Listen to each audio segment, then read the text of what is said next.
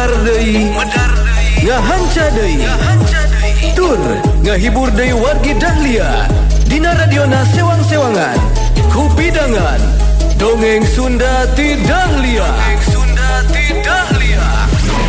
anu dijomantarakeun 3 Lura 101,5 FM Radio Dahlia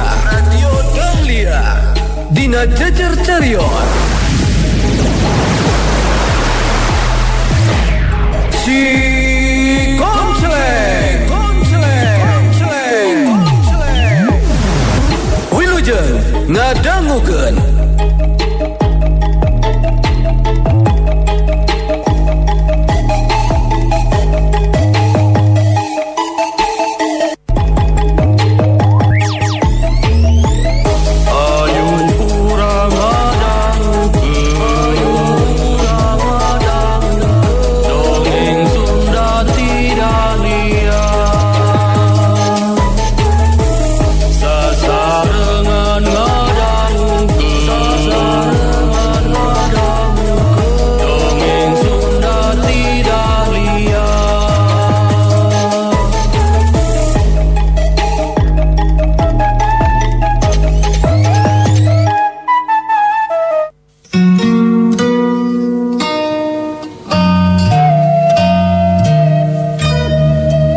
wargi Dahlia langkung dipayun sim kuring nyun ke dihapunten anu kasuhun sok bilih dinten ieu ye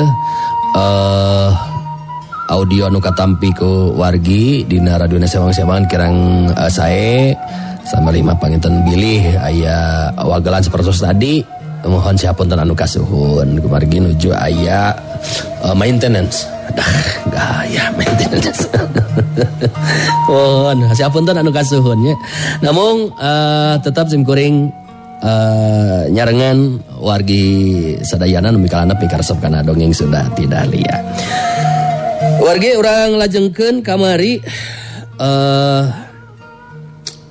Wisrawa pantos di landongan ku Dewi Amba salajengna di uningakeun ngeunaan kaayaan Winarsih anu kamari tos di tepangan mangurupikeun kuburanana gitu carios nu kamari teh nya mangga urang lajengkeun serial Si Konsleng dina jejer carios putu Si Konsleng tanding titisan siluman karya Bagus Sarespati.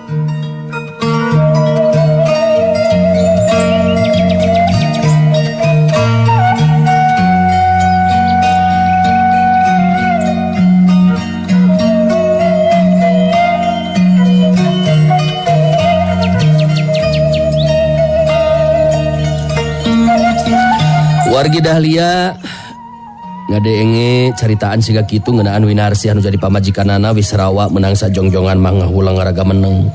Tapi nya kitu Wisrawa teu bisa kumaha-kumaha deui sabab geus kitu kaayaanana. Teu nyangka pun bojo bisa ngalakukeun tindakan anu saperti kitu Nyai. Ieu kajadian teh sabenerna mah moal nepikeun kajadian upama Mbah Lalana sareng Nyai Dewi masihan kasempatan pikeun abdi ngajelaskeun kajadian anu sabenerna jeung saha sabenerna jalma anu ngaran Barjaya. Nya anu matak kula jadi penasaran ieu teh. Nah nya Wisrawa teh geus ngalakukeun lampah anu hina ka Rahmi. Cik jelaskeun ka kula kumaha kajadian anu sabenerna da puguh harita mah Barjaya anu terus-terusan ngomong teh jeung saha Barjaya teh siga anu geus wawuh lila jeung Wisrawa geuningan. Peryogi ka uninga ku Nyai Dewi abdi memang diparentah ku Barjaya nu karepna mah hayang ngancurkeun kahirupan abdi. Sedengkeun kajadian anu saleresna mah apan kieu Nyai Dewi. Ku Wisrawa terus diguar dicaritakeun ngeunaan kajadian anu sabenerna sakumaha anu karandapan. di mana Rahmi ditulungan ku Wisrawa tina cangkreman Sidugul Waru jeung Nyai Wulung anu nyangkala ke Rahmi duka teh ngrek dibawa ka mana. Lantaran kapetingan di jalan saterusna monok di salah sahiji imah di lembur anu kaliwatan dina waktu harita. Ngan peuting eta memang aya kajadian aneh. Nyata Wisrawa ngudag jalma anu tetela Kiradea jeung dua muridna anu bangun ngahaja Wisrawa sina kaluar ti jero kamarna. Wisrawa oge nyaritakeun ka sang tukangna ngeunaan jalma anu ngaran Barjaya. Dewi Amba ngabandungan kalayan Daria kana guaran caritaan Wisrawa dina sikap anu memang sajujurna. Sanggeusna ngarasa cukup mere katerangan. Harita Wisrawa mungkas guaranana. Tah, kitu kajantenan anu salares namanya Dewi. Teu dikirangan, teu dilangkungan. Bade percaya sareng teu namanya ngagakeun. Namung abdi ngajelaskeun naon rupa anu karanapan ku diri abdi. Anu saestuna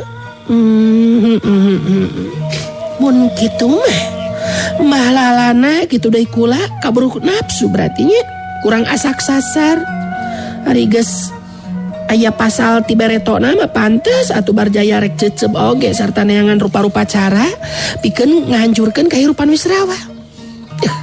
Hanya kala atuh lamun kitu mah Wisrawa nu karunya mah jadina teh Winarsih we jeung si Utun anu jadi korban akibat tindak lakuna Barjaya. Nya eta pisan anu teu tiasa ditarima ku abdi mah Nyai Dewi. Winarsih tega mateni diri sorangan sabab percaya kana pitenahanna Barjaya. Mangkaning keur ngandung binih katurunan abdi. Sedengkeun eta jabang bayi anu dikandung teh aya patalina sareng hasil babantenan Nyai oge embah lalana. Nu matak abdi geus nekadkeun kudu bisa balitungan jeung Barjaya ieu mah Nyai Dewi. Sabab gara-gara kalakuan manehna Winarsih jeung turunan abdi nepikeun ka eueuhna ninggalkeun abdi pikeun salamina. Memang kula oge eta pisan anu ngahanjakalakeun teh ku pondok pikirna Winarsih. Ngan kangaranan geus kajadian rek kumaha deui atuh. Wisrawa oge acan sehat bener. Kula henteu ngidinan lamun kudu indit pikeun balitungan jeung Barjaya mah. Jadi dina ieu hal Wisrawa wayahna kudu sabar narima kana kanyataan. Sabab dina harti ulah waka maksakeun maneh lunta pikeun balitungan jeung Barjaya. Wisrawa unggut-unggutan manehna oge sadar yen dirina tacan sehat bener.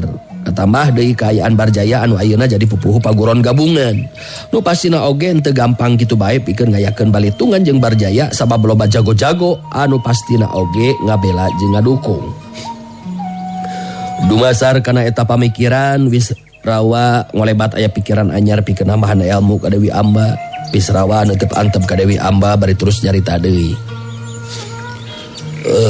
Namung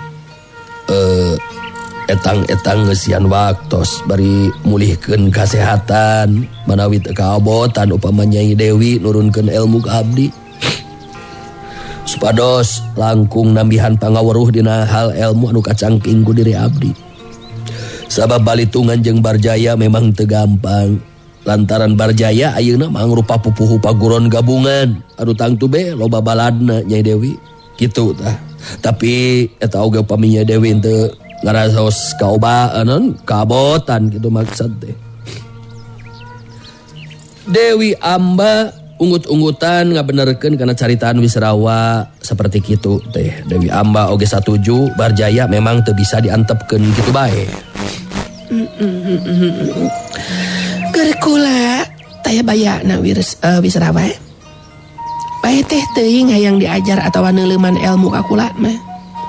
Ngan upama engke dina latihan teu kudu naker tanaganya sabab sakuduna Wisrawa teh istirahat mulihkeun tatu di jero jeung ngatur tanaga ulah nepikeun ka diteuhak.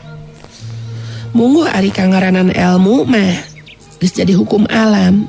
Yen dina ieu kahirupan sagala rupa teh kudu silih eusian. Sabab kangaranan kakurangan jeung kaleuwihan eta mah keur urang urang salaku manusia memang tetap aya anu mantak kula moal make jeung arek ngoretkeun ilmu.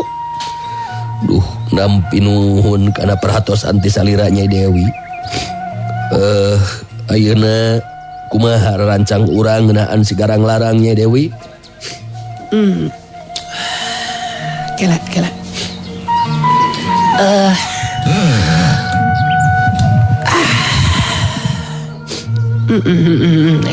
Ngeunaan sigarang larang kula jeung Mbah Lalana geus mutuskeun pikeun neangan laratan turunan jalma anu kungsi ngadahar buah sunyaluri teh Wisrawa. Sabab ngan tinggal eta hiji-hijina jalan pikeun ngungkulan daya kasaktena sigarang larang. Tah ayeuna Mbah Lalana mah geus lunta pikeun neangan laratan turunan jalma anu kungsi ngadahar buah sunyaluri teh kitu. Ya mudah-mudahan be atuh Mbah Lalana tiasa mendakan ngeunaan laratan eta jalma anu akhirna turunan jalma anu kungsi ngadahar buah sunyaluri teh tiasa kapendak. Salajengna dicanda ka dieu ku Mbah Lalana akhirna ilmu Dwi Mangla Gayuda bisa kawariskeun kitu ari harapan abdi mah Nyai Dewi. Nya sarua harapan kula oge memang kitu Wisrawa. Komo ieu kula jeung Mbah Lalana geus ngagodog cukup lila waktuna.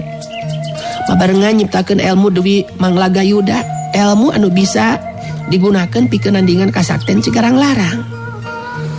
Namun ieu teh sawangsulna Nyai Dewi, abdi bakal gering nang tunggalang layung, malah bakal teras panasar nepikeun ka waruga dikubur paribasana. Upama henteu bisa ngayakeun balitungan jeung jalma anu ngaran Barjaya. Sabab gara-gara kalakuan manehna winarsih sareng katurunan abdi anu dipikat cinta sapinuhna ku diri abdi tilar dunya. Dewi Amba ngan ukur ungut-ungutan ngarti kana maksud caritaan Wisrawa. Dewi Amba tetela percaya kana caritaan Wisrawa, malah terus jadi leah hatena pikeun nurunkeun ilmu na ka Wisrawa anu rek ngesian waktu. Memeh jag-jag deui saperti bihara-bihari anu akhirna bisa balitungan jeung Barjaya. Wisrawa negerakeun kasugemaan hatena sabab Dewi Amba tetela leuwih bijaksana tibatan Mbah Lalana anu jadi guruna anu kaburu ku nafsu. Numbawi untung abdi tiasa ditulungan ku Nyai Dewi. Cacak lamun abdi teu ditulungan ku salira maduka kumaha nasib diri kadar awak teh panginten. Puguh harapan Barjaya mah abdi teh tos ajal binasa. Sabab manehna anu marentahkeun ka Kiradea supaya abdi dipalidkeun. Sangkaan Barjaya mah abdi teh masih kene kapaehan we meureunan, padahal mah abdi teh pura-pura kapaehan. Sabab eta hiji-hijina jalan pikeun abdi nyalametkeun diri. Abdi sakuat tanaga sangkan abdi ulah dugikeun ka teuleum, untungna teh aya catang awi anu bisa dipake muntang nya anu akhirna mah abdi bisa ditepungkeun deui sareng Nyai Dewi. Memang pengalaman anu karanapan ku hidup kabilang berat Wisrawa. Ngan ulah kapalang sabar ceuk ulah oge. Sabab urang salaku manusia tetela ukur bisa rancang atau boga rancang jeung kahayang wungkul. Buktine rarancang kula oge jeung Mbah Lalana geuningan gagal teu bisa jadi kanyataan. Cacakan eta pemaksudan teh keur katengtreman jalma loba. Anu jelas-jelas tujuanna hade. Anu matak ulah rek dipake aral jeung subaha. Wejangan ti Nyai Dewi katampi. Memang teu aya deui anu tiasa dilakukeun ku diri abdi dina waktos ayeuna kajabi ti kedah tumampi kana kanyataan anu karanapan ku diri abdi. Anu jelas upama atawa upaya-upaya teh tetep kedah dilakukeun ku sabay jalma na anu rumaos kagungan kamampuhan geusan ngungkulan sigarang larang. Anu memang teu kaharti ku diri abdi oge. Kunaon poh Nyai Wulung kitu deui sigarang larang nganggap abdi aya hubunganana jeung maranehna. Bari keukeuh maksa, malah akhirna jadi terus rek binasa. Padahal mah ku abdi tos dijelaskeun satarabasna teu aya anu ditutupan saeutik-eutik acan ngeunaan eta masalah teh. Tapi nya kitu teh geuningan keukeuh we nganggap abdi anu ngabohong. Keun bae henteu kudu helok ku eta masalah. Sabab cek lanceuk kula Kang Konceleng oge kieu Wisrawa. Salah jeung bener moal pahili. Keun ari geus uga nama bakal kapanggih mana bener jeung salah. Wisrawa oge kudu ngarti yen dina lambaran kahirupan jalma masing-masing nyorang lakona sorang-sorangan. Geus boga jalan kahirupan sewang-sewangan. Anu penting hidup ulah nepikeun kapindah pileumpangan. Lamun hirup aya di tempat anu caang, lumampah di jalan anu caang bet piraku teu bagian caang. Eta patokan anu lumaku dina kahirupan. Anu matak aya suluh ti karuhun walagri bibit saati waluya kedal ku ucap. Punah nama apanan kulaku diri. Dah, omat jaga ning isuk pageto Wisrawa ngayakeun balitungan jeung barjaya omat lamun bisa mah ulah nepikeun ka ditandasa di telasan jiwana. Sabab hari geus waktuna mah saha bae oge pasti mulang ka mantena. Terus kitu kahartos Nyai Dewi. Si mana horeng anu ngahukum mah geuningan laku, anu ngaganjar mah nyatana lampah. Laku hade buahna hade, laku goreng buahna goreng. Tah, nya kitu apanan eta anu disebut ilmu hirup teh. Dumatak urang kudu bisa mapai uga dina waruga, nilik titis tulis dina diri, sing ajeg tenget ka pamadegan. Saha urang, di mana urang sarta mun waktuna mulang reka mana ari urang. Kahartos. Numawi salira Nyai Dewi poma ulah dugikeun ka henteu ngawidian upama abdi hoyong neuleuman ilmu ti salira. Tapi sakedap Nyai Dewi tadi Nyai Dewi nyebatkeun nami Kang Konceleng. Eta teh lanceuk Nyai Dewi. Nah abdi mah bet nembe terang ayeuna ieu teh. Yen Nyai Dewi gaduh lanceuk saha ari Kang Konceleng teh. Abdi jadi penasaran ya Nyai Dewi. Kang Konceleng sabenerna mah eueuh hubungan getih jeung kula. Tapi kula geus nganggap Kang Konceleng teh lanceuk sorangan. Kang Konceleng mangrupa salah sahiji jago anu dipihormat jeung dijadikeun panutan ku kula jeung Embah Lalana. Kitu deui Ki Buyut Mitra. Tah Kang Konceleng anu ngajarkeun ilmu hirup ka kula jeung anu sejenna teh kitu. Wisrawa ungut-ungutan. Manehna nyaho ayeuna mah saha jalma anu ngaran si Konceleng anu mindeng kadengi ku manehna. Oh, janten kitu nya. Tapi punten ya Nyai. Nah, kamana ayeuna ari Ki Konceleng teh?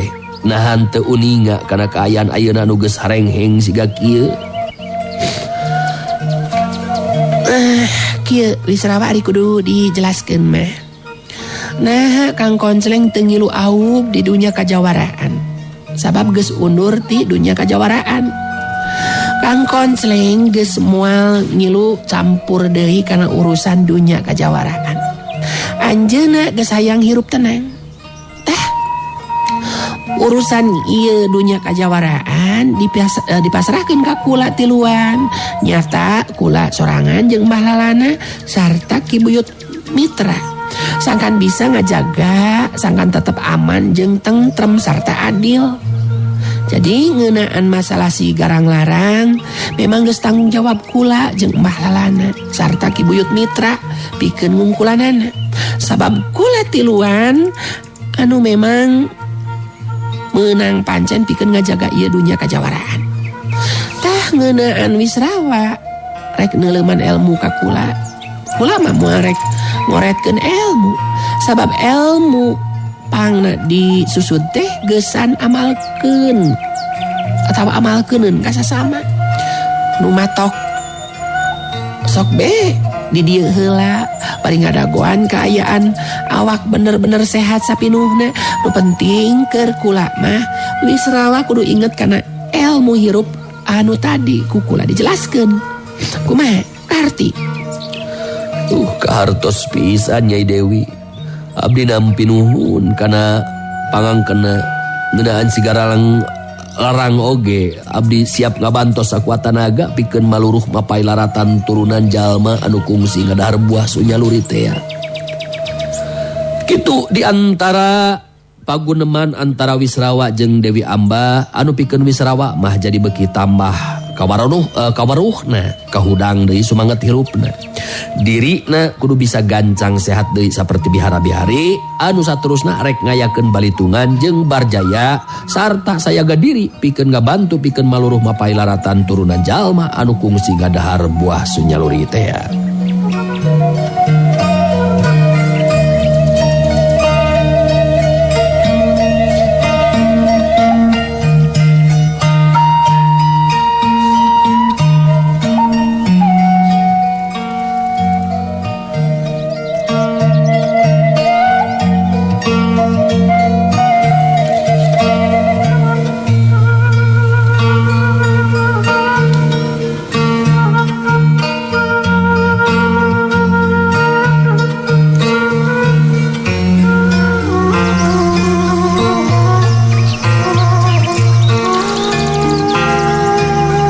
Warga Dahlia urang caturkeun di alas waringin lantaran ngarasa geus yakin boga kamampuhan Aji Bayu Manglaga anu geus kacangking. Harita sigarang larang jadi aya karep lunta rek neangan deui jalma anu salila ieu jadi sasaran udaganana.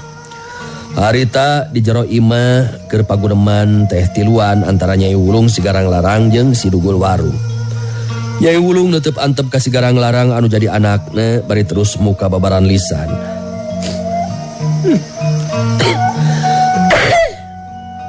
Maneh siga anu geus teu betah cicing ketinggalin aku aing mah garang.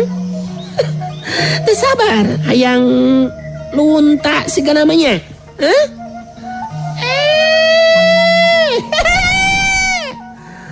Bener aing koko penasaran ya yang ngabinasakeun si Lalana, si Dewi Manik, si Koncleng, si Wisrawa oge si Barjaya. Tah lima anana kudu binasa ku leungeun aing.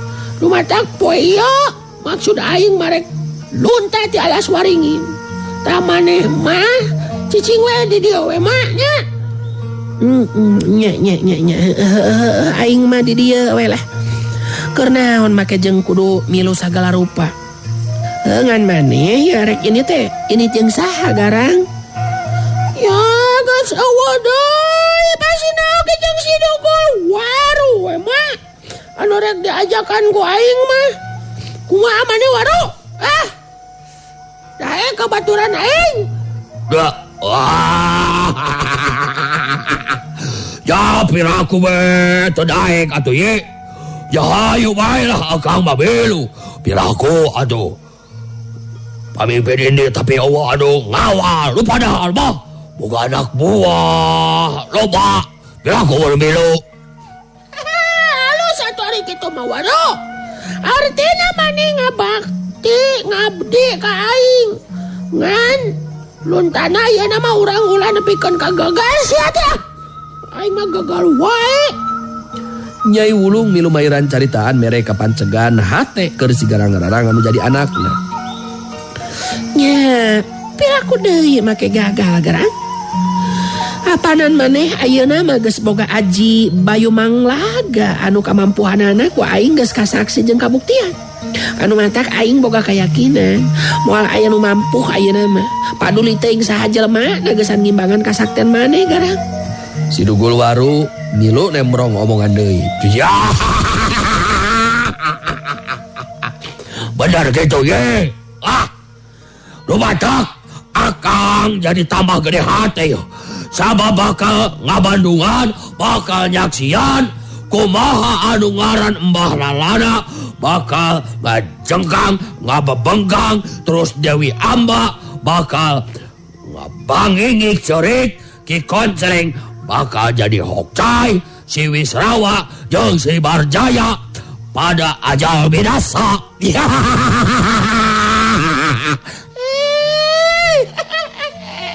Halus maneh. Bisaan ngomong nama wara. Anu mata geus montong lo badai ngomong aya nama. Aing geus hayang buru-buru init yo. Nyai Wulung nyurungkeun si Garang Larang anu jadi anakna sangkan gara-gara lunta pikeun ngalaksanakeun kahayangna. Hanju Garang, maneh geura mantau ka itu. Buktikeun karep jeung kahayang maneh jadi kenyataan. Setiap musuh anu bakal jadi panghalang kudu dibasmi. Sakedeung deui kaayaan bakal goncang ya, goncang deui di mana maneh geus bisa modaran opat jalma anu jadi sasaran. Mangka ngaran maneh jadi bahan caritaan sakabeh jalma. Bener gitu pisan moal. Omongan maneh iya pasti bakal jadi kenyataan. Ayo urang mantok ayeuna mah si Waro. Ayo. Geus kitu mah si Garang Larang terus lunta ninggalkeun alas waringin dijajabkeun ku paneteupna Nyai Wulung anu boga kayakinan pamaksudan si Garang Larang tinang tu bakal laksana tina kanan.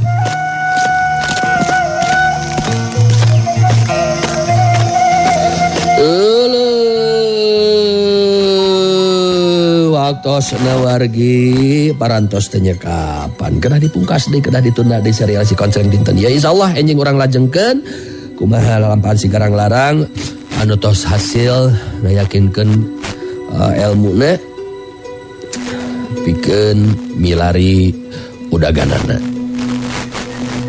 Perang luar sakrik-sakrik anjing atau dinten ieu sim kuring udur pamit aturun kana sade parantosan hapunten samurai kelepatan ngejeng kantun permios. Assalamualaikum warahmatullahi wabarakatuh. Panteng radio Panteng Dahlia enak kenang langamnya Dahlia perunggah gugu goyang.